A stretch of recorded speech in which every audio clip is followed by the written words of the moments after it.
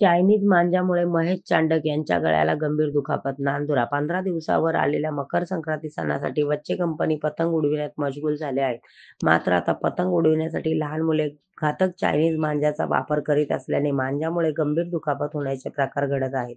असाच प्रकार 29 डिसेंबर रोजी दुपारी 12:30च्या दरम्यान खामगाव रोडवरील मेहता हॉस्पिटलजवळ घडला असून कोठारी लेआउटमधील महेश रमणलाल चांडक वय वर्ष 25 हे मोटरसायकलने शहरातील कामे आटपून आपल्या घराकडे जात असताना मोहता हॉस्पिटल नजीक त्यांच्या गळ्याला चायनीज मांजा अडकल्याने गळा चिरून गंभीर दुखापत झाली.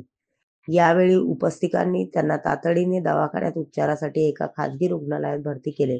तिथे प्रथमोपचार करून त्यांनी पुढील उपचारासाठी मलकापूर येथील कोलते हॉस्पिटल येथे दाखल करण्यात आले आहे. नांदुरा शहरात अवैध चायनीज मांजाची विक्री होत असून यामुळे लोकांच्या जीविताशी खेळ सुरू आहे.